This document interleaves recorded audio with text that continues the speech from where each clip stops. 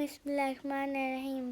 السلام علیکم محترم ناظرین و کرام، امید کرتی ہوں آپ سب خیریت سے ہوں گے۔ میری دعا ہے پروردگار عالم بحق 14 معصومین علیہ السلام آپ سب کو اپنی حفظ و امان میں رکھے، آمین۔ چلیے دیکھتے ہیں آج مولانا صاحب کیا بیان فرماتے ہیں۔ سر آپ اچھے ادیب، شاعر، عالم کے زبان پہ یہ گلہ سنتے ہوں گے، کرب آگہی اور پھر احساس تنہائی۔ یہ کیوں پیدا ہوتا ہے؟ جو لوگ دانشور ہوتے ہیں ان کے اندر کرب آگہی عام چیز ہے، ہر دانشور کے پاس، اور تنہائی کا احساس۔ اپنے گھر میں تنہا انسان اپنے کو محسوس کرتا ہے، اپنے قوم قبیلے میں تنہا محسوس کرتا ہے، اپنے شہر میں تنہا محسوس کرتا ہے۔ عموماً خود کو غریب شہر کہتا ہے۔ غریب شہر یہاں غریب بمانا مفلس نہیں ہے، غریب یعنی اجنبی، سمجھتے ہیں آپ؟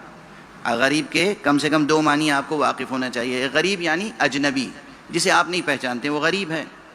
مفلس کو ہم لوگ غریب کہنے لگے، اردو والے۔ عربی میں غریب کے معنی اجنبی۔ آپ جب اپنے 8ویں امام کو سلام کرتے ہیں تو کیا کرتے ہیں؟ السلام علیکہ یا غریب الغرباء، ہائے وہ امام جس کو دنیا نے پہچانا نہیں، دنیا کے لیے اجنبی رہ گئے، نہ کہ نعوذ باللہ مفلس تھے۔ واضح ہے، غریب یعنی اجنبی۔ تو غریب شہر کہتا ہے ایک شاعر یا ادیب اپنے کو، غریب شہر سخنہائے گفتنی دارد، مشہور مصرع، مشہور شعر ہے۔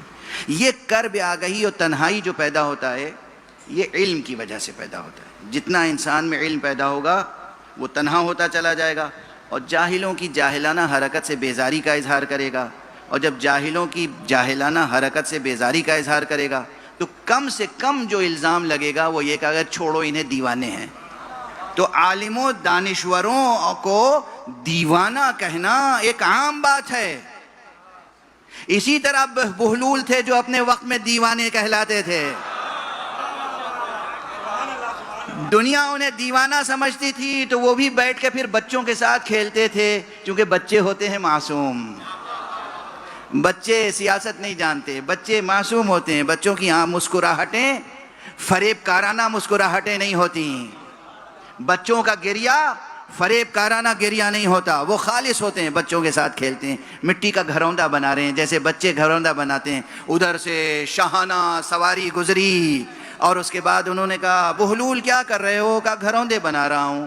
کہا کتنے میں بیچو گے؟ کہا قیمت دے نہیں سکتی آپ، یا دے نہیں سکتے آپ۔ اب وہ واقعہ جو ہے آپ حضرات برابر سنتے رہتے ہیں کہ پہلے دن تو انہوں نے سستا دے دیا، چونکہ معلوم تھا خریدنے والا کچھ اہل ولایت ہے، جانتے تھے کہ باطن شناس تھے، جانتے تھے کہ بھئی یہ نیک ہے، یہ اہل خیر ہے، دست کرم رکھنے والی یہ خاتون ہے، محب اہل بیت ہے۔